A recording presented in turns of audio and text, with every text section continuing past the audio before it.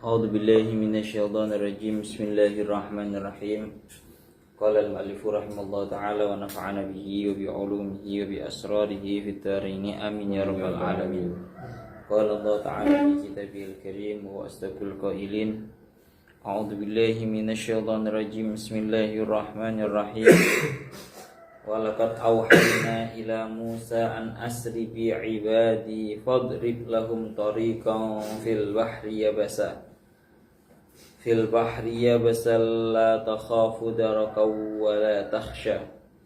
Surat Toha ayat 77. Ya Allah, ya Rabbi, ya Karim, Walaqad auhayna lan teman-teman wus paring wahyu sapa ingsun. Lan teman-teman wus paring wahyu sapa ingsun. Paring wahyu ila Musa maring Nabi Musa an asri bi ibadi. An asri tegese yen to lumakuwa sapa sira, lumakuwa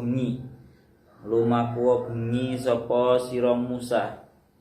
An yang seperti ini namanya an yang tafsiriyah, menafsiri daripada wahyu, isi daripada wahyu, yakni an asri. An asri tegese mlaku bengi sapa sira Musa fi ibadi kelawan pira-pira kawula ingsun. Kelawan pira-pira kawula ingsun atau sertane pira-pira kawula ingsun. Bihamzati qat'in kelawan nganggo hamzah qata. An asri ada kelawan nganggo hamzah qata min asra saking lafat asra. Saking wadi asra.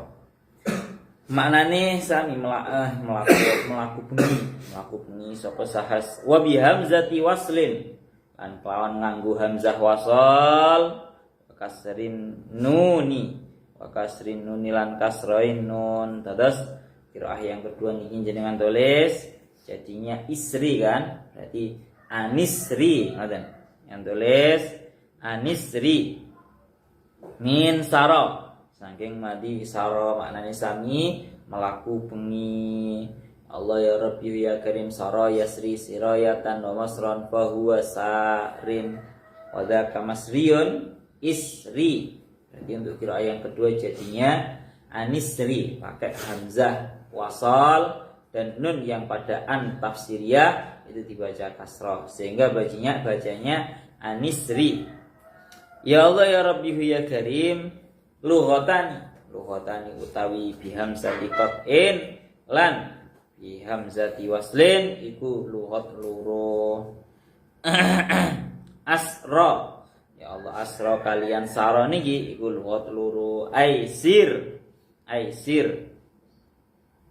ya Allah aisir tegese niki sir niki berangkate dari saro ya. Aisir tegese mlaku sapa sira bihim sertane ibadi atau kelawan sertane ibadi lailan ing dalem wayah wengi min ardi misra saking bumine Mesir, saking bumine tanah Mesir. Fadrib lahum tariqan fil bahri yabasa. Fadrib mongko ndadekno sapa sira Musa. Ai ij'al tegese ndadekno sapa sira Musa lahum krana ibadi fidzarbi kelawan mukul biasoka kelawan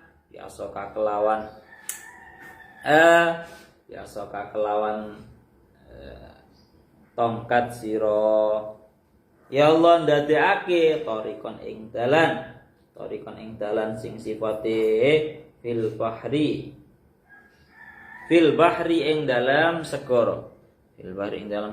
Ya basan sifate torikon ya basan kang garing apa torikon ya bisan tegese kang garing apa torikon famtasala mongko nuli nurut sapa Firaun nurut ma ing barang umiro kang den perintah sapa Allah salam mongko nuli nurut sapa Musa maing barang umiro kang den perintah sapa Musa bihi kelawan ma wa aibasalan garingake sapa Allah Gusti Allah garingake al ardo ing bumi akhire famarru mongko padha bisa liwatan sapa Musa lan ibad fiha ing dalam ardi dalam keadaan la takhafu hale ora wedi sapa sira Musa darokan ing den tututi utawa darokan ing penusul ai an yudrikaka tegese ing yen to nututi to nusul ing sira sapa Firaun wala takhsha lan ora wedi sapa sira gharakan ing kerem akhire napa fa'atba'ahum Firaun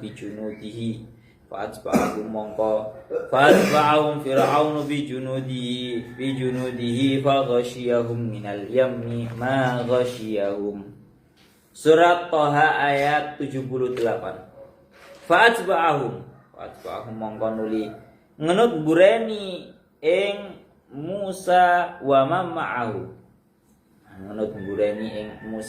ma'ahu sapa Fir'aun bijunudihi kelawan sertane pira-pira prajurit Fir'aun wa huwa ma'ahum wa halatai Fir'aun iku ma'ahum sertane junud akhire napa faghashiyahum minal yammi mongko nuli nerung kepi ya gampang ngomong nggih mongko nuli ngeremake tapi beda ya nerung kepi to ngeremake ing Fir'aun wa junuduhu minal yammi saking segara ayil bahri tegese saking segara apa ma barang hosyahum kang nerung kepi apa ma ing Fir'aun wa junuduhu akhire fa'aghraqahum mongko nuli ngeremake awas ditulis pakai bahasa Indonesia kleru ngirimake fa'aghraqahum mongko nuli ngeremake apa ma ing Fir'aun wa junuduhu wa adalla Fir'aunu qaumahu wa ma hada wa adalla lan nyesatake sapa Fir'aun qaumahu ing kaume Fir'aun itu aihim kelawan ngajak ing kaum ila ibadati maring nyembah ing Fir'aun wa ma hada lan orang nuduhake sapa Fir'aun bal auqahum balik nibake sapa Fir'aun ing ibad atau ing kaum fil halak ing dalam karusaan khilafa qaulihi hale nulayani ing ucapane Fir'aun wa ma ahdiyakum illa sabilar rasyad nyatane dawuh wa ma ahdiyakum sabilar rasyad ya Allah ya Rabbi ya Karim wa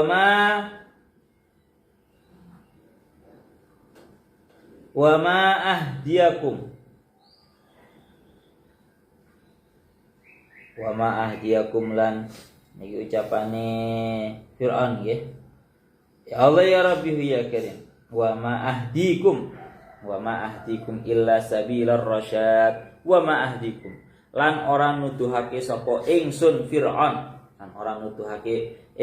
Fir'aun ing sira kabeh ma ahdikum lan orang nuduhake sapa ingsun Fir'aun ing sira kabeh illa sabilar rasyadi angin ing dalan kabeneran atau dalan kapinteran pun sakmenten mawon. Niki masih berlanjut tentang ceritanya Nabi Musa, Nabi Harun dan juga Fir'aun. bahwa tengriki di ayat 77 ya. Di ayat 77 niki tengriki Allah taala dawuh walaqad auhayna ila Musa an asri bi ibadi fadrib lahum tariqan fil bahri yabasal la takhafu daraka wa la takhsha. Walaqad auhayna ila Musa, dan sungguh telah aku wahyukan kepada Musa, an asri bi ibadi, hendaknya engkau Musa berjalan di waktu malam bersamaan dengan para hamba-hambaku. Fadrib lahum tariqan fil bahri yabasa, dan hendaknya engkau menjadikan untuk mereka jalan yang kering di dalam lautan. Wala takhafu daraka wala takhsha, dalam keadaan engkau tidak takut akan dijemput ya, atau bahasanya dalam keadaan engkau tidak sama sekali tidak takut akan dijemput atau ditututi oleh golongannya Fir'aun. Wala takhsha, dan engkau tidak takut untuk tenggelam. Itu secara garis globalnya murati ngoten. Ya Allah ya Rabbi ya Karim, saniki balik malih teng tafsir Jalalain. Teng mriki dingendikaken ya Allah ya Rabbi ya Karim,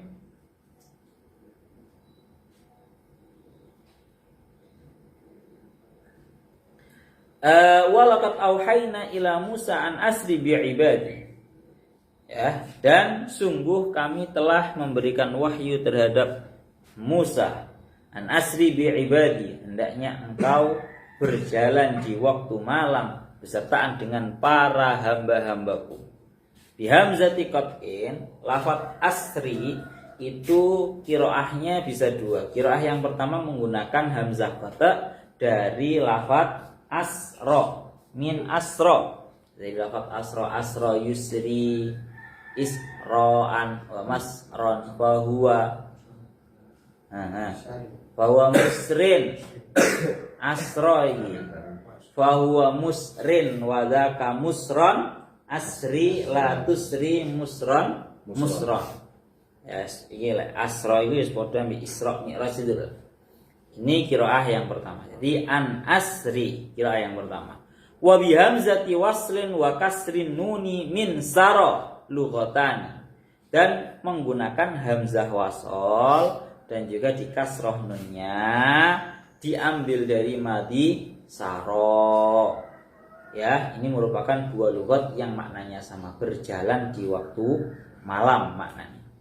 Jadi untuk qiraah yang kedua itu bacaannya diambil dari madi saro, yasri, siroyatan, wa masron, fahuwa sarin, wa dzaka masriyun, isri la tasri, masron, misron, ya. Jadi di situ nanti jadinya isri, dan kemudian di sebelumnya ada antafsiriyah, sehingga kalau di situ menggunakan hamzah wasol, sehingga nunnya dikasih harokat kasroh, jadi bukan an asri tapi anisri. Pon ini merupakan dua lughat. Ai sir bihim lailan min ardi Misra, yakni berjalanlah kamu wahai Musa bersamaan dengan para hamba-hambaku di waktu malam dari bumi Mesir, dari tanah Mesir. Niki lek cara ilmu tasrifane kalau saro itu maknanya berjalan, hanya berjalan gitu saja. Tapi kalau saro itu berjalan di waktu malam. Mulane Isra itu berarti berjalan di waktu malam. Yes. Jadi Allah Ta'ala sampun memberikan wahyu terhadap Nabi Musa untuk berjalan di waktu malam bersertaan dengan para hamba-hambanya Allah. Bersertaan dengan hamba-hambanya Allah artinya hamba-hamba pilihannya Allah yang mampu di dalam hatinya memiliki rasa iman terhadap Nabi Musa. Pun, itu yang pertama ngoten. Dan dilanjutkan lagi, niki kalau selesaikan mawon riyen tafsirin, nanti kita ceritakan dengan cerita yang lengkap biar tidak terputus-putus. Fadrib ai ij'al. Ya Allah ya Rabbi ya Karim. Fadrib ay ij'al lahum bidarbi bi asaka tariqan fil bahri yabasan ay yabisan. Kemudian setelah melakukan sebuah perjalanan itu, akhirnya Allah Ta'ala dawuh fadrib, jadikanlah untuk mereka ay bidarbi bi asaka, jalan yang kering di dalam lautan dengan cara engkau memukulkan terhadap tongkat. Kamu kalau sudah nyampe yang namanya lautan, buatlah jalan yang kering di lautan. Kamu harus menjadikan jalan yang kering untuk para hamba-hambaku itu, untuk para hamba-hambanya Allah, para pengikutnya Nabi Musa, yakni dengan cara bidarbi bi'asoka, dengan memukulkan terhadap tongkatnya. Ayya bisa. Nah, ternyata famtasala ma umirobi. Ya, Nabi Musa menuruti, mematuhi terhadap perintahnya Allah Ta'ala. Wa aibasallahu al-ardo, dan Allah Ta'ala membuat buminya menjadi kering, ya, bumi yang menjadi tanahnya lautan gitu, Pak, itu oleh Allah Ta'ala dijadikan kering. Akhirnya famarru fiha, akhirnya bisa berjalan di mereka bisa berjalan di tanah tersebut karena sudah kering, ya. La takhafu darakan ayyudrika kafir'aun, dalam keadaan kamu tidak perlu mengkhawatirkan untuk tersusul oleh Fir'aun. Rasawati tersusul oleh golongannya Fir'aun dan juga para bala tentaranya. Wala takhsha, dan jangan kamu takut, gharaqa, dan tidak perlu, dan kamu dalam keadaan kamu tidak takut terhadap yang namanya tenggelam. Wis to aman. Ini jaminan dari Allah Ta'ala. Masya Allah. Terus ngeten, cara ceritanya ngeten. Walaqad auhayna ila Musa, ini seperti yang didawuhkan oleh Al-Imam Syekh Mutawalli Asy'arawi. Beliau dawuh bahwa adanya Allah Ta'ala memberikan wahyu terhadap Nabi Musa. Nabi Musa itu kan diperintahkan oleh Allah Ta'ala berjalan di waktu malam, ya, tanda kutipnya untuk menyelamatkan Nabi Musa dan juga para kaum Bani Israel dari Fir'aun. Perintah adanya Nabi Musa ini diberi wahyu untuk meninggalkan bumi Mesir, ya. Ini seperti yang didawuhkan oleh Al-Imam Syekh Mutawalli Asy'arawi. Beliau dawuh, kana hadzal wahyu li Musa alaihi salam ba'da anintahat al-ma'rakatu wantasara fiha mu'askirul iman, ya. Adanya wahyu bahwa Nabi Musa ini diperintahkan untuk berjalan di waktu malam untuk meninggalkan bumi Mesir ini setelah selesainya peperangan. Maksudnya peperangan itu kemarin itu loh Pak, tanding itu loh kemarin, tanding antarane Nabi Musa dan juga seluruh para tukang sihir. Sak marine kabeh wis mari, semua tukang sihir semua tunduk menjadi iman. Peperangan atau tanding versusnya ini sudah selesai. Akhirnya Allah Ta'ala memberikan wahyu terhadap Nabi Musa agar Nabi Musa sesegera mungkin untuk meninggalkan bumi Mesir, ya, besertaan dengan para orang-orang yang beriman terhadapnya, ya. Ini daunnya Syekh Mutawalli Asy'arawi seperti itu. Lah, kebetulan pada waktu itu wahuna jama'a Musa Bani Israel. Nabi Musa itu mengumpulkan terhadap Bani Israel. Pada waktu itu Bani Israel wahum baqaya dzurriyyati ali Yaqub, ya. Bani Israel adalah golongannya orang-orang yang tersisa dari keturunannya Nabi Yaqub. Liyadhaba bihim ila ardil mi'ad, ya.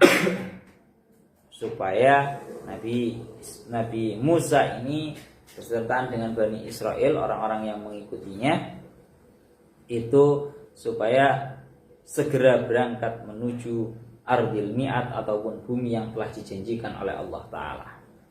Lah, tengriki didawuhaken, ya Allah ya Rabbi ya Karim, walaqad auhayna ila Musa an asri bi ibadi. Hendaknya kamu wahai Musa berjalan di waktu malam bersertaan dengan para hambaku. Nah ngriki dingendikaken Ya Allah ya Rabbi ya Karim. Ya Allah ya Rabbi ya Karim. Ngriki dingendikaken makna bi ibadi dengan beberapa hambaku. Kalau daunnya saya Mutawalli Asy'arawi, kalau di dalam Al-Qur'an ada kalimat ibadi. Kan ibadi ini kan merupakan kalimat jamak daripada kalimat abdun. Abdun itu maknanya hamba. Kalau ada kalimat ibadi itu berarti memang maknanya adalah hamba-hamba pilihan Allah. Jadi di Al-Qur'an itu ada bahasa ibadi, ibad, ada bahasa abid. Ya, jamaknya itu bisa menjadi ibad, bisa menjadi abid. Kalau ibad itu maknanya adalah hamba-hamba pilihan Allah. Kalau abid itu hamba-hamba yang ya tanda kutipnya tidak disukai oleh Allah. Dalam penjamaan kebanyakan para ulama mengatakan seperti itu. Sehingga bi ibadi dengan beberapa hambaku. Maka tengriki bisa diambil kesimpulan bahwa yang namanya pengikutnya Nabi Musa pada waktu itu sangatlah banyak. An asri bi ibadi. Hendaknya kamu berjalan di waktu malam besertaan dengan para hamba-hamba. Di sini disimpulkan bahwa pengikutnya Nabi Musa pada waktu itu sudah sangat banyak sekali. Ya, ada yang mengatakan di sini wakanu sita mi'ati alfin wa sab'ina alfan. 760.000 pengikutnya Nabi Musa pinten 670.000 tak balik mana sita mi'ati alfin wa sab'ina alfan. Sita mi'ati alfin itu 600.000 plus sab'ina alfan 70.000 berarti 670.000 setengah juta lebih. Ini zaman biyen loh Pak, zaman biyen di mana populasi manusia itu masihlah sangat sedikit. Jadi pengikut 670.000 ya wakeh tenanan. Zaman saiki ana pengikut 670.000 iku wis wakeh, padahal populasinya manusia itu pada zaman sekarang sudah banyak. Dan ini zaman biyen yang populasi manusianya masih sangat sedikit, pengikutnya Nabi Musa itu ada 670.000. Kongkon gowo kabeh karo Allah Ta'ala disuruh bawa sama Nabi Musa. Pun kita lanjutkan lagi. Jadi memang aisir bihim lailan, berjalanlah kamu di waktu malam. Lah ngriki diceritakan, ini sama persis dengan tafsirnya Syekh As-Sawi dan juga Syekh Imam Fakhruddin Ar-Razi, bahwa akhirnya setelah Nabi Musa memenangkan sebuah peperangan, ya bahasanya pertandingan, perlombaan Pak. Ini namanya pertandingan antara Nabi Musa dan juga para tukang sihir. Maka Nabi Musa itu diperintahkan oleh Allah Ta'ala untuk segera meninggalkan bumi Mesir, berjalan melewati yang namanya lautan. Dan di dalam cerita ini seperti yang dijawabkan oleh Syekh As-Sawi, wa kullu dzalika ibratin lil ummah al-muhammadiyah. Ini pada hakikatnya mengandung sebuah pelajaran yang sangat besar untuk para umatnya Kanjeng Nabi. Rupane napa? Li'alamu anna dhalim wa in amhalahu Allahu wa amatahu bin ni'am la yuhmilu. Bahwa sesungguhnya orang yang zalim sekalipun telah diberi kesempatan oleh Allah Ta'ala, bahkan diberi segala bentuk kenikmatan, itu pada hakikatnya Allah Ta'ala tidak akan lama-lama di dalam memberikan kesempatan kepada orang-orang yang zalim. Kayak ini Fir'aun ini masih penuh dengan yang namanya kenikmatan, seolah-olah dibiarkan, namun pada hakikatnya itu Allah Ta'ala tidak membiarkan tindakan kezalimannya. Pasti akan datang waktu di mana Allah Ta'ala menghukumi, ya, mengadili terhadap tindakan zalimnya Fir'aun. Fadrib lahum, ini perintahnya Allah Ta'ala dumateng Nabi Musa. Fadrib lahum ay ij'al lahum, jadikanlah wahai Musa untuk mereka jalan di dalam laut yang kering, jalan yang kering di dalam laut. Ayya bisa jalan yang kering. Jadi proses ini ku ngoten. La takhafu darakan, dalam keadaan kamu tidak mengkhawatirkan akan tersusul oleh Fir'aun dan bala tentaranya, wala takhsha, dan kamu tidak takut akan tenggelam. Cerita lengkapnya seperti yang dilakukan oleh Syekh As-Sawi tengriki, qala Ibnu Abbas, ya. Ada sedikit cerita lengkapnya, ini sama persis dalam Syekh As-Sawi dan Imam Fakhruddin Ar-Razinya sama. Cerita awalnya adalah tengriki diingendikaaken, saya bukakan yang tafsir Imam Fakhruddin Ar-Razinya. Cerita lengkapnya adalah seperti ini.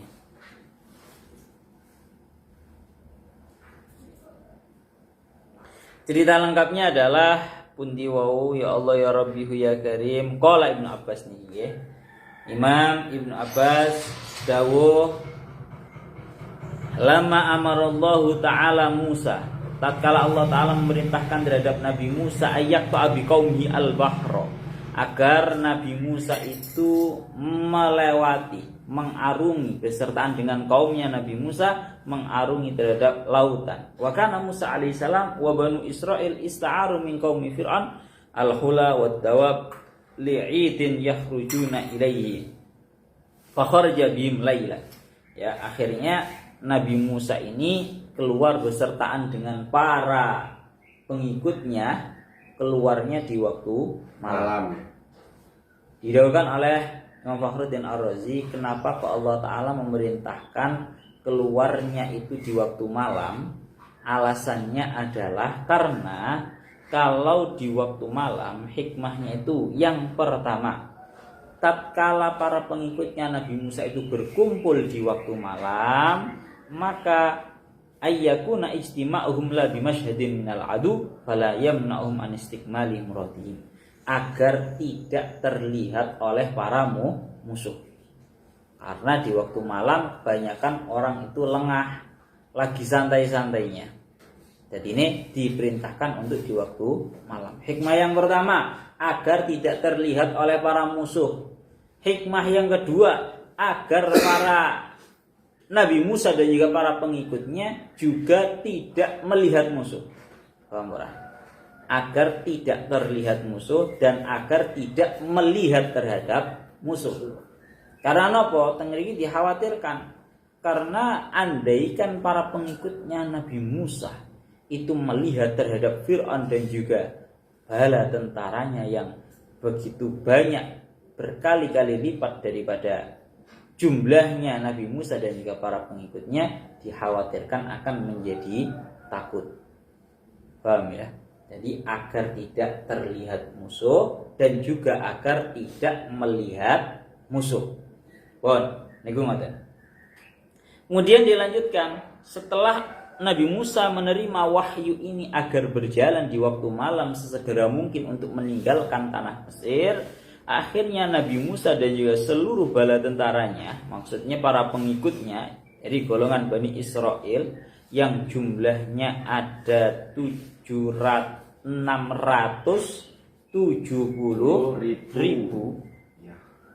maka tengriki dingendika akan orang-orang itu kebingungan.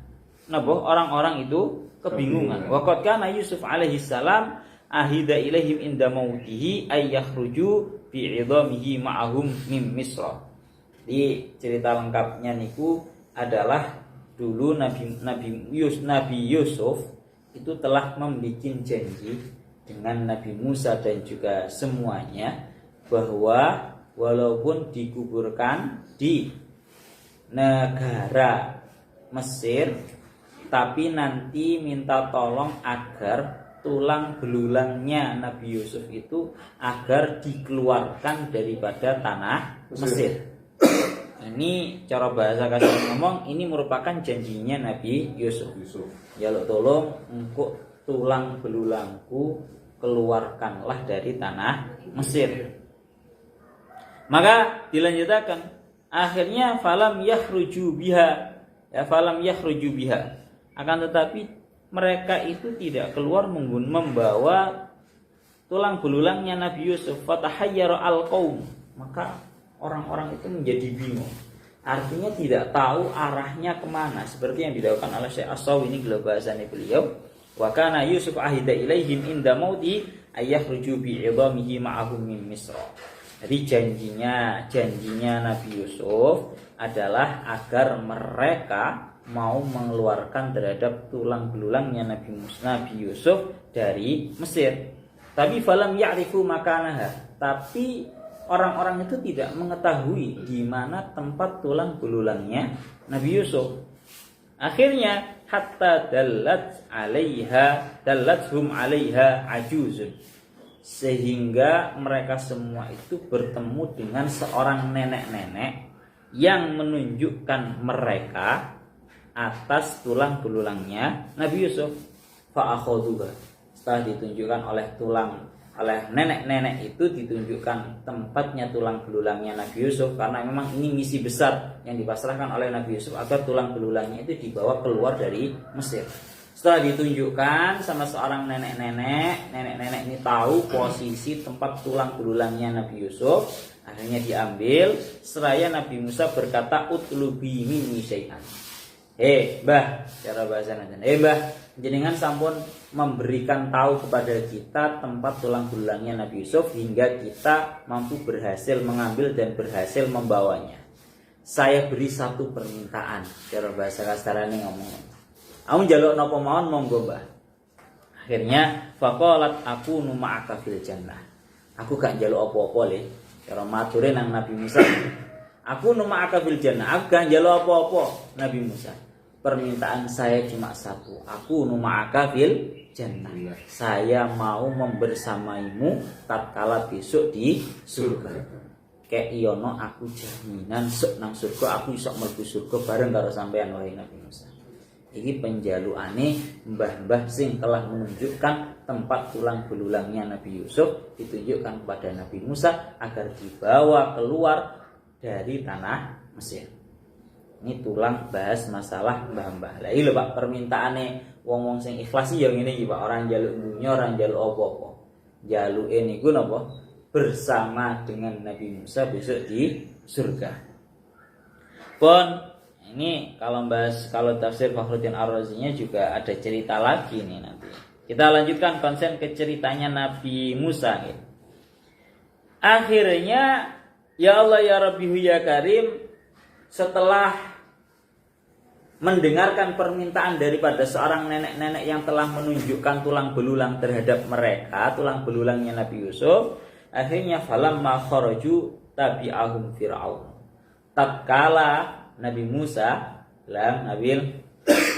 tatkala Nabi Musa itu sudah mendapatkan tulang belulangnya Nabi Yusuf dan bergegas untuk meninggalkan tanah Mesir, tapi Fir'aun telah mendengar kabar tersebut. Seraya Fir'aun juga sudah menyiapkan seluruh bala tentaranya untuk mengejar Nabi Musa. Berapa jumlah Fir'aun dan juga bala tentaranya? Di sini dikatakan jumlah bala tentaranya Fir'aun dan seluruh para pengikutnya itu di total ada niki wa kharaja fir'aunu fi talabi Musa alaihi salam wa ala muqaddimatihi alfin wa khamsumi'ati alfin siwal jambaini wal qalbi. Bala tentaranya Fir'aun itu yang depan saja ya. Yang depan saja itu totalnya adalah alfin wa khamsumi'ati alfin. Alfin itu 1000-nya 1000, berarti 1 juta. Wa khamsumi'ati alfin itu 500.000. Berarti jumlah bala tentaranya Fir'aun yang depan saja, yang depan tok ya, itu jumlahnya 1,5 juta orang. Bayang nih Pak, ini coro perang tenanan, Jumlah bala tentaranya Fir'aun itu pinten? 1,5 juta. 1,5 juta. Ini cuma mukaddimahnya loh ya. Mukaddimah itu cuma yang depannya saja. Siwal jambaini wal qalbi. Selain bala tentara yang menjadi sisih kanan dan juga sisih kiri, dan juga bala tentara yang berada di tengah menjadi hati. Itu belum terhitung. Ngarep tok itu total 1,5 juta. Monggo kaumnya Nabi Musa itu totalnya cuma 670.000 ya, berkali-kali lipatnya. Itu totale pengikuti Fir'aun, jumlahnya 1,5 juta. Ini untuk yang depannya saja. Akhirnya Fir'aun ini sedang mengejar terhadap Nabi Musa. Ini Pak, dikejar wong sakmono akeh. Dikejar wong sakmono akeh, sapa sing gak wedi mulakno nang kono di dawuh Imam Fakhruddin Ar-Razi. Dayang Fakhruddin Ar-Razi, ya iku lho. Salah satu hikmahnya Nabi Musa itu dikongkon metu pas wayahe bengi. Ben ora katok akeh jumlah pengikute Fir'aun. Lek ketek ya wedi kemecer, Pak. Kita lanjutkan lagi.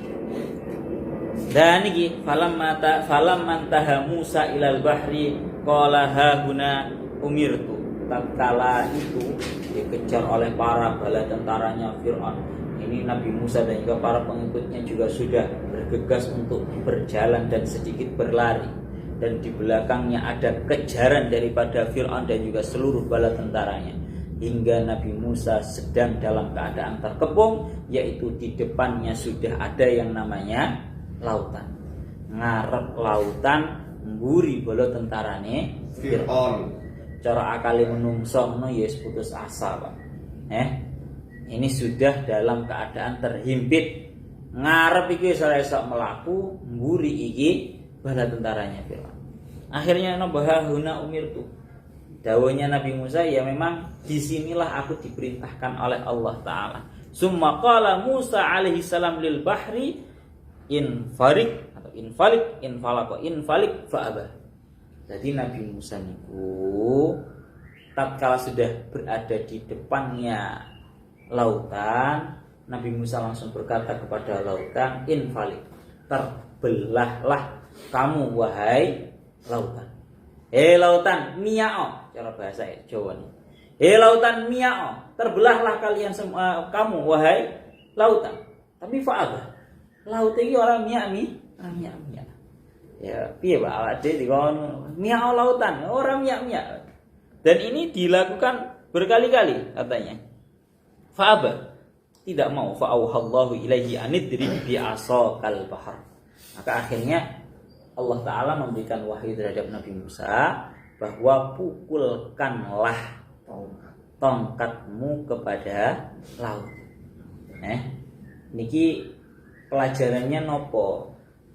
Tatkala Nabi Musa memerintahkan terhadap lautan agar terbelah, tapi lautan tidak mau. Hingga Allah Ta'ala memberikan wahyu terhadap Nabi Musa untuk memukulkan yang namanya tongkatnya kepada lautan, hingga lautan baru mau untuk terbelah. Ini hikmahnya adalah satu, bahwa seseorang itu tidak cukup pada sebuah ucapan, namun harus ada yang namanya sebuah usaha. Ini cara SOP ini ngono Pak ya. Iki tidak cukup hanya pada sebuah ucapan miao wahai lautan. Tapi SOP-nya harus ada yang namanya sebuah usaha berupa dengan sebuah pukulan. Ini satu sisi memang terkenal Nabi Musa itu sosok nabi yang pukulannya sangat kuat sekali.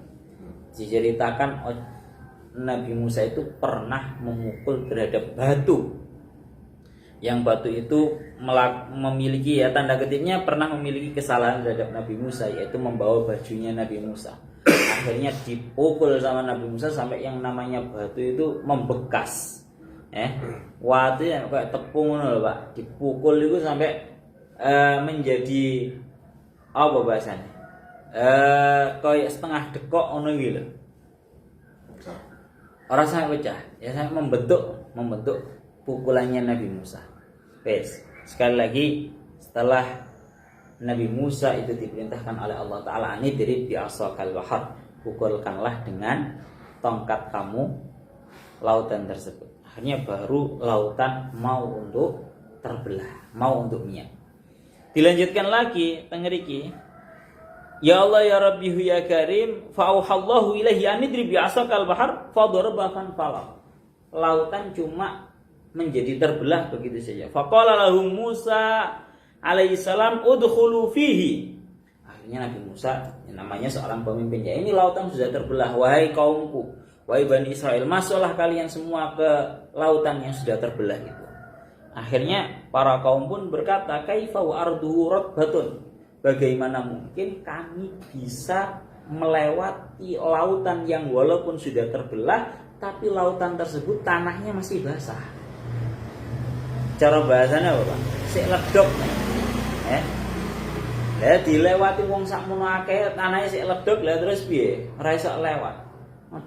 Ojo dalam keadaan berkerumun. Satu orang saja lek nglewati tanah sing becek kaya ngono kuwi, iku lewat iku menjadi sulit. Lewat itu angel loh. Lewat tanah yang basah itu loh. Lewat saja itu terasa sulit. Akhirnya enggak mau. Kaumnya Nabi Musa ini enggak mau. Buatan boleh kok enggak mau. Enggak mungkin wahai Nabi Musa. Kalau mau melewati sekalipun memang lautannya sudah terbelah tapi tanahnya masih basah. Kata ini dilewati model piye? Wong tanahnya sih basah. Akhirnya ya nopo?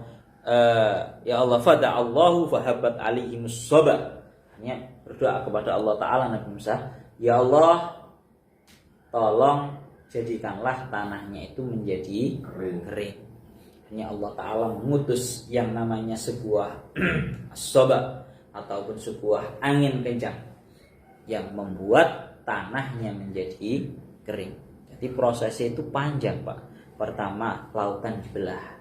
Setelah lautan dibelah tidak kok langsung marang wong-wong padha mlebu, tapi minta agar tanahnya itu menjadi kering. Dan tatkala ini yang namanya tanahnya lautan ini sudah kering, mereka masih ada permintaan lagi. Rupane napa? Fajaffat faqalu nakhafu al-gharq.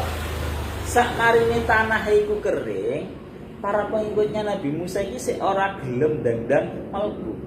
Krana apa nggih bener Nabi Musa laute pun minyak.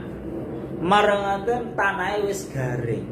Tapi napa mboten khawatir lek kapan sing jenenge air ini tiba-tiba langsung pulih. Akhirnya malah menjadi menenggelamkan terhadap kita. Ana ngomong nakhafu al-gharq. Mboten Nabi Musa kula khawatir, kula takut napa tenggelam. Akhirnya tengriki dihentikan fana khafu al-gharq fi ba'dina faja'ala bainahum kuwan hatta tara ba'dahum ba'dan summa dakhalu. Ya, akhirnya cara bahasane ngono ya. Cara bahasane sak marine wis digaringno tanahe lautan marang wonten oleh Allah Ta'ala, karena memang kaum Nabi Musa tanda kutipnya masih khawatir akan yang namanya tenggelam. Akhirnya dijanjikan oleh Allah Ta'ala al-kuwa. Kuwa itu cara bahasane ya seperti pondasi yang memondasi terhadap air-air lautan agar tidak pulih terlebih dahulu. Ya. Ngriki dingendikaken ngoten. Wes. Ya Allah ya Rabbi ya Karim.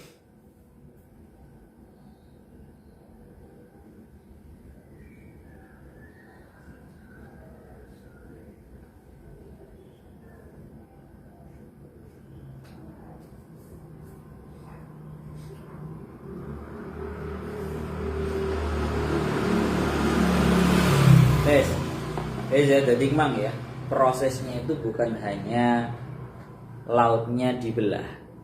Nah, prosesnya bukan hanya lautnya dibelah, tapi lautnya dibelah oleh Allah Ta'ala dengan cara memerintahkan terhadap Nabi Musa memukulkan tongkatnya. Marang ngonten kaumnya tidak mau masuk karena tanahnya masih basah. Akhirnya oleh Allah Ta'ala setelah Nabi Musa berdoa dikeringkan oleh Allah Ta'ala dengan cara diberi angin kencang. Setelah itu kaumnya masih tidak mau berani masuk karena takut nanti airnya menjadi pulih sehingga menenggelamkan mereka. Akhirnya cara bahasa kasar ngomong dipondasi seolah-olah airnya itu sudah wes gak iso katanya pulih pun. Itu prosesnya. Baru setelah seperti itu, baru para pengikutnya Nabi Musa ini mau masuk terhadap jalan yang kering yang ada di dalam lautan.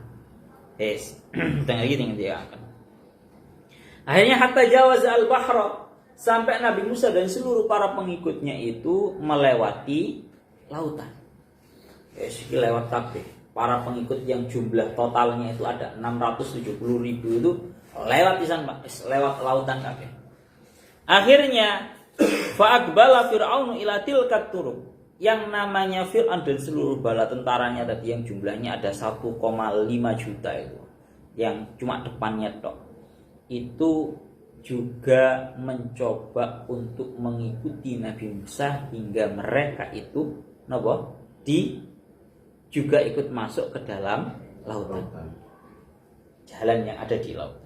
Akhirnya ya Allah ya Rabbi ya Karim, faqala qaumuhu lahu inna Musa qad sahira al-bahra fasara kama tara. Sampai kaumnya Fir'aun itu ngomong apa? Delokan iki Fir'aun. Musa itu cara mereka kan yang menuduhkan kepada Nabi Musa bahwa Nabi Musa itu adalah tukang sihir. Delokan Musa Fir'aun, wahai raja, wahai paduka Fir'aun, delokan ini, lihatlah betapa hebatnya sihirnya Musa sampai menjadikan lautan sampai seperti ini yang kamu lihat. Akhirnya napa? Ya Allah ya Rabbi ya Karim, wa kana ala farasin hisanin. Kebetulan pada waktu itu yang namanya Fir'aun itu menunggangi sebuah kuda jantan.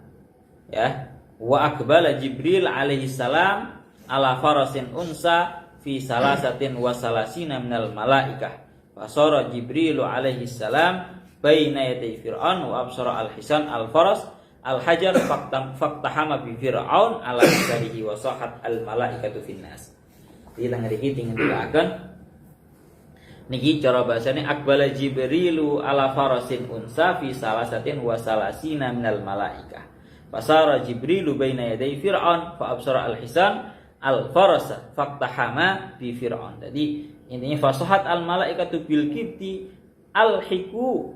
Ya, semuanya di sini dipanggil sama malaikat, wahai para pengikutnya Fir'aun, ayo sini kalian semua ikutilah ini. Fir'aun mau melewati yang namanya lautan, hingga seluruh bala tentaranya pun juga ikut ke dalam jalan yang kering itu tadi, yang merupakan sisanya Nabi Musa. Hingga tatkala semuanya sudah masuk ke tanah yang kering itu tadi yang ada dalam lautan, akhirnya fa ghasyiyahum minal yammi ma ghasyiyahum fa'atsbahum fir'aunu bijudunihi wa huwa ma'ahum fa ghasyiyahum minal yammi ma ghasyiyahum ay bahri ma ghasyiyahum fa aghraqahum. Maka tatkala itu Fir'aun langsung mengikuti dengan seluruh bala tentaranya, dalam keadaan Fir'aun bersamaan dengan bala tentaranya, fa ghasyiyahum minal yammi ma ghasyiyahum. Akhirnya mereka, Fir'aun dan juga bala tentaranya itu ditenggelamkan oleh air lautan, dengan air lautan yang mampu menenggelamkan terhadap mereka. Wes, ini bahasanya seperti itu. Melano tengah iki tatkala Fir'aun dan juga seluruh bala tentaranya itu sudah ditenggelamkan oleh air laut, maka faraja Bani Israil hatta yang duru ilaihim. Maka Bani Israel itu melihat terhadap Fir'aun dan juga seluruh bala tentaranya seraya berkata, waqalu, Bani Israel berkata, ya Musa ud'ullah ayyukhrijahum lana hatta nangduru ilaihim.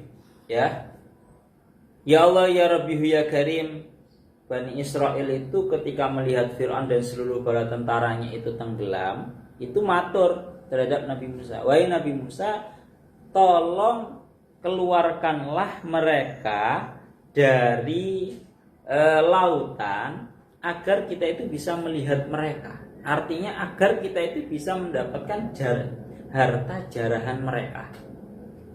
Agar kita bisa melihat harta jarahan mereka. Karena kan pada waktu itu semua Ini kan kalau kita runtutan ceritanya adalah Nabi Musa dan juga Fir'aun dan seluruh orang Mesir pada waktu itu memang sepakat untuk melakukan yang namanya sebuah pertandingan dengan para tukang sihir di hari Id Yaumuz Zina, hari macak, hari berhias diri.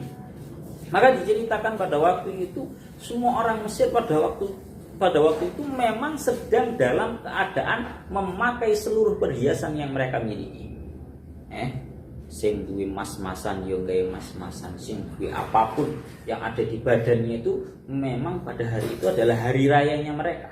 Hari di mana setiap orang Mesir pada waktu itu memakai yang namanya perhiasan-perhiasan mereka. Mulanya kaum Bani Israel tatkala melihat Fir'aun dan juga seluruh bala tentaranya itu sedang tenggelam di lautan, mereka berdoa matur Nabi Musa. Nabi Musa minta tolong itu mereka keluarkan dulu hingga kita bisa memanfaatkan apa yang ada di dalam mereka. Akhirnya nopo? Fala fadhum al-bahru ila sahil. Akhirnya yang namanya lautan itu memuntahkan para pengikutnya Fir'aun hingga keluar fa'asabu min amti'atihim syai'an katsira. Hingga para Bani Israel, para pengikutnya Nabi Musa ini nopo? Mampu mengambil perhiasan-perhiasan mereka dan mendapatkan banyak sekali perhiasan-perhiasan mereka. Badi Pak, dijukui dhisik lah, mana tenggelam nang lautan gunane opo? Akhirnya dijukui. Ini maksud daripada fa'atsba'ahum fir'aunu bi junudi fa ghasyiyahum minal yammi ma ghasyiyahum. Kalau ini dalam ilmu balaghahnya, fa'atsba'ahum fir'aunu bi junudi, kemudian Fir'aun itu mengikuti mereka beserta dengan seluruh bala tentaranya yang cuma depannya saja, belum sayap kanan, sayap kiri dan juga hati. Itu totalnya ada 1,5 juta. Itu faghasyiyahum minal yammi ma ghasyiyahum. Cara bahasanya faghasyiyahum, maka menenggelamkan terhadap mereka Fir'aun dan seluruh bala tentaranya. Minal yammi, dari lautan, ma ghasyiyahum, sebuah perkara, sebuah air, sebuah gelombang laut yang menenggelamkan terhadap mereka. Di dalam ilmu balaghah, kenapa kok bahasa Al-Qur'annya ini menggunakan fa'ilnya itu digunakan yang namanya isim mausul. Ma ghasyiyahum ini merupakan isim mausul. Kenapa kok tidak dibahasakan secara ringkas fa ghasyiyahum al-bahru, maka lautan itu menenggelamkan mereka? Kenapa kok tidak bahasanya ringkas seperti itu? Ternyata tadi dikatakan justru menggunakan isim mausul berupa ma ghasyiyahum ini merupakan sebuah ta'dzim. Artinya ta'dzim itu untuk memperlihatkan, untuk membahasakan bahwa sebuah perkara yang menenggelamkan Fir'aun itu adalah perkara yang sangat agung sekali. Lah bayangin Pak, total manusianya saja itu yang depannya itu cuma 1,5 juta. Ya, ini perlu dibahasakan dengan bahasa yang menenggelamkan mereka adalah perkara yang menenggelamkan terhadap mereka. Karena apa? Karena saking tidak bisa disifatinya lagi. Ya, pokoknya yang menenggelamkan mereka adalah perkara air lautan yang menenggelamkan terhadap mereka. Itu fungsinya kalau dalam ilmu balaghahnya fungsinya adalah litta'dib. Wes, niku ceritane ngoten. La wa adalla fir'aunu qaumahu wa ma hada. Surat Thaha ayat 79. Dan Fir'aun itu menyesatkan terhadap kaumnya aiditu'aim ila ibadatihi, karena Fir'aun itu telah memerintahkan, telah mengajak terhadap para kaumnya untuk menyembah kepada dirinya. Wa ma hada, dan Fir'aun tidak bisa memberikan petunjuk. Bal auqahum fil halak, akan tetapi Fir'aun itu menjatuhkan terhadap mereka para kaumnya dalam sebuah kebinasaan. Khilafa qaulihi wa ma ahdikum illa sabilar rasyad.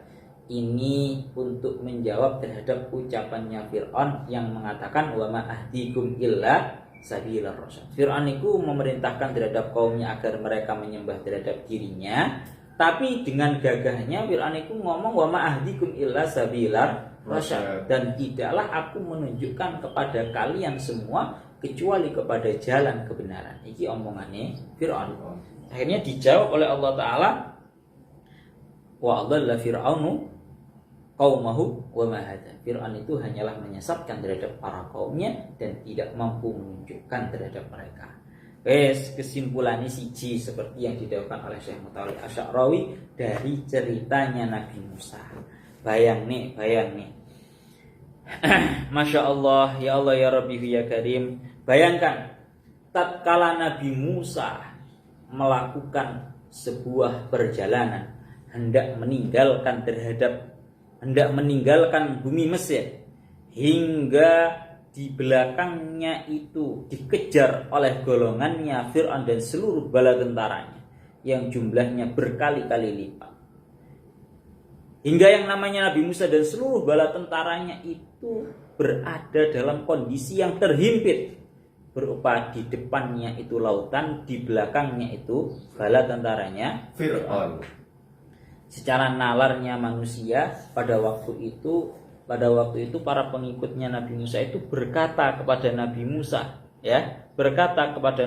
seraya berkata, falamma tara al-jam'ani qala ashabu Musa inna lamudrakun. Para pengikutnya Nabi Musa matur dumateng Nabi Musa, wahai Nabi Musa, inna lamudrakun, kita semua ini adalah orang-orang yang akan tersusul oleh golongannya Fir'aun.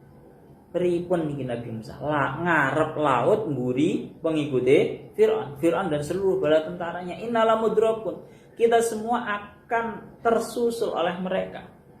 Tapi nopo? Jawabnya Nabi Musa, jawabnya seseorang yang beriman, jawabnya seseorang yang mantap dengan pertolongan Tuhannya.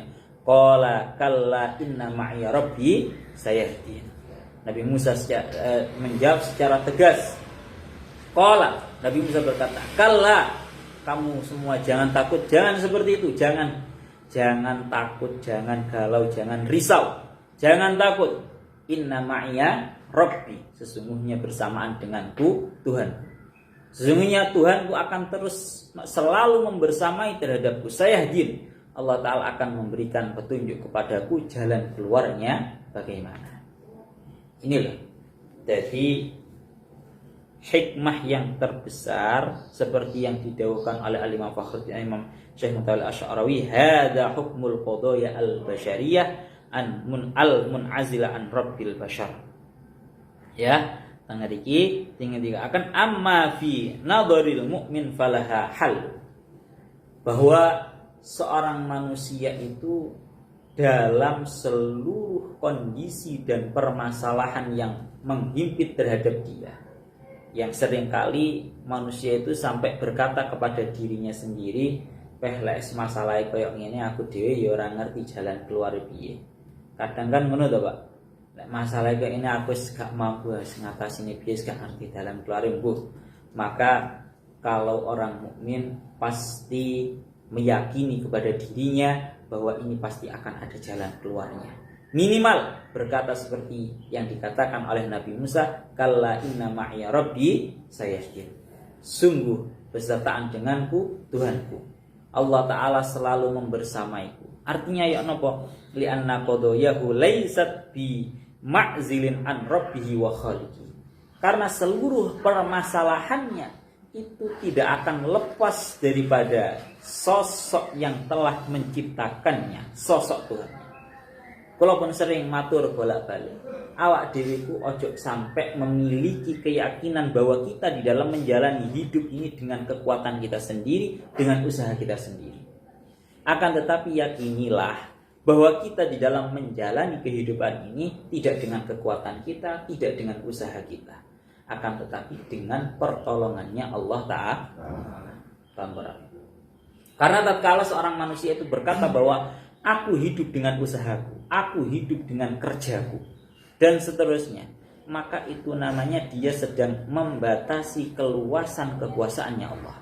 Ya, akan sempit, Pak, bingung. Sehingga menungso bingung ya kayak ngono kuwi, menghadapi masalahnya dengan kekuatan yang dia miliki.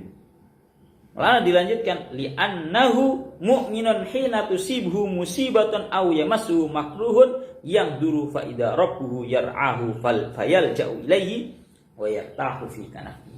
Karena yang namanya orang mukmin tatkala terkena sebuah musibah atau terkena sebuah perkara yang tidak ia senangi, maka dia akan berangan-angan. sehingga dia melihat, sehingga dia menemukan terhadap Tuhannya dalam keadaan Tuhannya pasti akan menjaganya, ya, sehingga dia akan yalja atau mengungsi terhadap Tuhannya dan akan merasa tenang, akan merasa santai. Kue umpama mawon ana wong ku mumet masalahe gede ngono Pak ya. Wong iku mumet iku permasalahannya cuma satu. Karena dia merasa bahwa permasalahan ini harus dia hadapi dengan kekuatan yang dia miliki. Bang Beral, secara gampang ngomong ini, ana wong duwe utang 1 miliar, mongko gajine dekne sak wulan iki mek 1 juta atau bahkan mek 5 juta. Kalau kamu hanya membatasi semua permasalahan kamu dengan usaha kamu, mumet Pak. Utangku 1 miliar tapi gajiku sak wulan mek 5 juta, piye kapan lunase ini?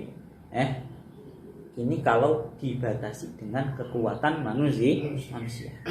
Tapi tatkala seorang mukmin menghadapi permasalahannya yang besar, wis tenang. Secara tatanan dohir memang gajiku mek 5 juta, utangku 1 miliar. Tapi lek iki tak pasrah nang Gusti Allah, tak pasrah nang kekuatan dan kekuasaannya Allah, yang mana kekuasaannya Allah Ta'ala itu luas, yang seolah-olah menjadikan suatu hal yang terlihat mustahil bagi kita akan menjadi terwujud, maka semua itu akan menjadikan kita menjadi lebih tenang.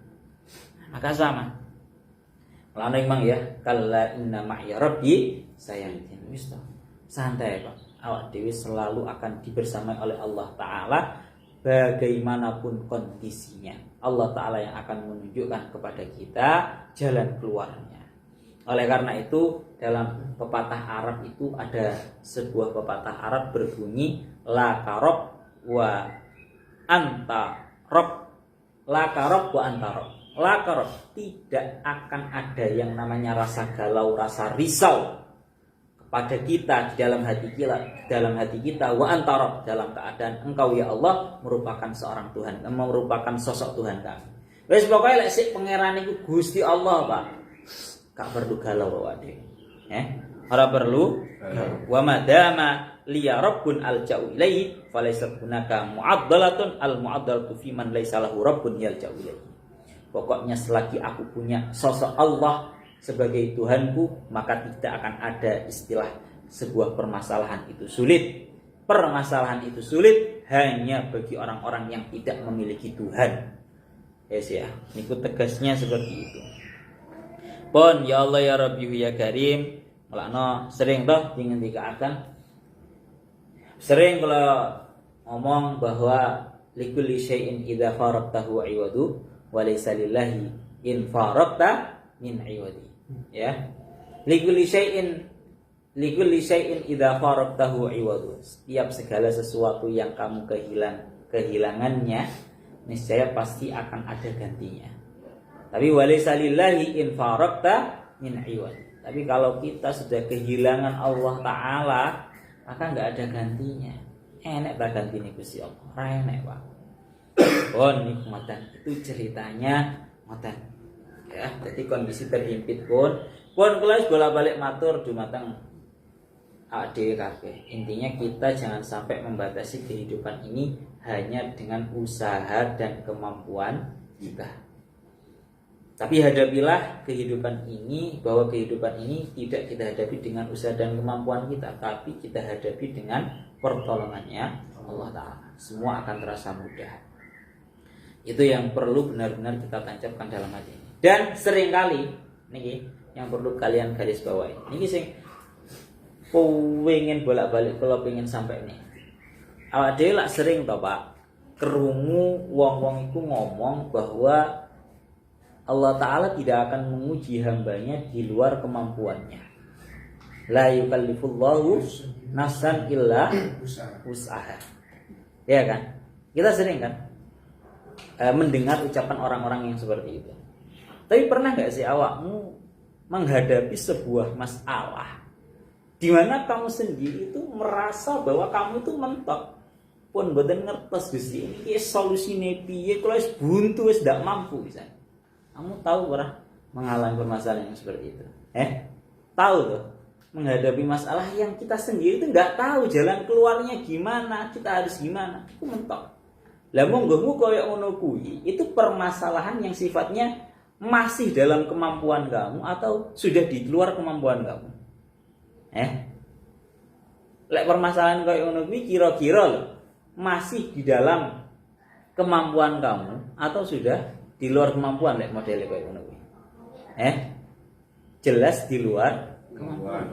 Lah kamu dhewe ngakoni kelas mboten ndak mampu kula menan Gusti, gak ngerti solusi. Maka ini kalau perlu sampaikan bahwa menurutnya sebagian ulama boleh saja bagi Allah Ta'ala untuk membebani kepada para hambanya dengan sebuah permasalahan yang di situ para hambanya tidak mampu untuk mengatasi. Oleh wae nyapa oleh. Ini kalau tadi kan dalilnya orang-orang yang berkata, "Aku tak urui pintar, Pak. Aku tak urui." Kalau mereka mengatakan bahwa tidak mungkin Allah Ta'ala itu membebani para makhluknya dengan sebuah permasalahan yang di luar kemampuan mereka dengan dalil la yukallifullahu nafsan illa wus'aha, maka pada hakikatnya seringkali kita menemukan di dalam hidup kita ini permasalahan-permasalahan yang kita pun sudah bingung, polduk, orang ngerti solusinya piye, apa yang harus kita lakukan wis gak tahu. Yang permasalahan ini dianggap sebagai permasalahan yang keluar dari kemampuan kita. Maka dawuhnya para ulama, boleh Allah Ta'ala menguji kita dengan sebuah permasalahan yang di luar kemampuan kita. Ini dalilnya adalah dawuhnya Allah Ta'ala yang mengucapkan kepada para malaikat bahwa sebutkanlah teng ayat Al-Qur'an ini teng niki Allah Ta'ala dawuh dumateng para malaikat ambiuni bi asma'iyah. Ya, dalam surat Al-Baqarah Allah Ta'ala itu menguji kepada para malaikat ambiuni bi asma'iyah. Wahai para malaikat, sebutkanlah nama barang-barang yang ada di surga. Padahal tanda kutipnya pada waktu itu malaikat itu enggak tahu apa-apa. Sing diwurui jeneng-jeneng barang sing ana nang surga iku mek Nabi Adam. Malaikat gak ngerti jeneng-jeneng barang-barang yang ada di surga. Tapi Allah Ta'ala tetap memerintahkan terhadap para malaikat agar menyebutkan nama-nama barang-barang yang ada di surga. Berarti ini namanya taklifu ma la yutok, membebani sebuah perkara yang tidak dimampui. Kamu tak kei angan-angan sing luwih dhuwur maneh. Berarti kalau menurut sebagian ulama itu memang boleh bagi Allah Ta'ala untuk membebani kita dengan suatu hal yang tidak kita mampu. Loh, apakah itu tidak dianggap sebagai kekejaman? Lah, kok kejaman Allah Ta'ala itu membebani dengan sebuah hal yang sifatnya di luar kemampuan? Maka dijawab, loh justru ana Gusti Allah iku membebani hambanya dengan sebuah beban yang di luar kemampuan mereka, agar Allah Ta'ala menunjukkan bahwa kamu hanyalah sebatas hamba yang lemah. Dan aku adalah Allah Ta'ala yang pasti akan menolong kamu dalam kondisi sesempit dan sesulit apapun. Paham barawe? Lah nek gur urusane seorang hamba iku dikai beban sing bebane iku seorang hamba itu mampu melewati dengan dirinya sendiri, lah ya biasa-biasa wae kesane. Paham barawe? Kalau justru akan menyebabkan seorang hamba itu akan merasa bahwa dirinya itu akan selalu mampu. Paham ora ya? Lah nek dikei beban-beban sing mek gur hambane itu pasti mampu, umpama duwe utangi 100.000 gajiane ya 100.000 ngono semisal. Ya seorang hamba mampu terus. Gare ora eling Pak lan pangeran. Paham ya? Justru dengan adanya permasalahan-permasalahan yang tidak dimampui oleh seorang hamba, itu memberitahu terhadap kita bahwa kita hanyalah seorang hamba yang lemah, dan memberitahu kepada kita bahwa kita hanyalah seorang hamba yang pasti butuh terhadap Allah Ta'ala. Paham ya? Lah bendina urusanmu iku mek gur permasalahan-permasalahan sing ringan, kowe ra eling ae pangeran. Kira-kirane ngono akeh-akeh menungso iki. Mulanya itu tadi sering kalinya Allah Ta'ala itu menguji terhadap kita dengan sebuah permasalahan yang tanda kutipnya bahasa saya mengikuti sebagian ulama itu tadi permasalahan yang tidak kita mampu. Ya kayak gimana loh Nabi Musa Ya, lah ora mampu toh cara tatanan dohir. Ngarep laut, mburi Fir'aun dan juga seluruh bala tentaranya. Cara akal ora mampu iki, Pak. Sekatene piye? Tapi sekali lagi perlu kita jangan sampai kita menakar kehidupan ini dengan kemampuan dan usaha kita. Kita sekali lagi tabarrokna. Kalau bahasanya kan la haula wala quwata illa billah. Tidak ada kekuatan, tidak ada daya kekuatan kecuali dengan Allah Ta'ala. Cara bahasanya itu dalam ayat dalam bahasa lain, tabarrokna minal hauli wal quwah. Ya Allah, kita membebaskan diri dari segala kekuatan dan daya kita. Ulan boten gak ada daya nopo-nopo. Segala kekuatan hanyalah milikmu. Pon niku ngoten mawon. Ayat selanjutnya, ya Allah ya Rabbi ya Karim, ya Bani Israil qad anjaynakum min aduwikum wa wa'adnakum janibat turil aymani wa nazzalna 'alaikumul manna wassalwa. Surat Thaha ayat 80. Lahumna wa ba'alam bissawab.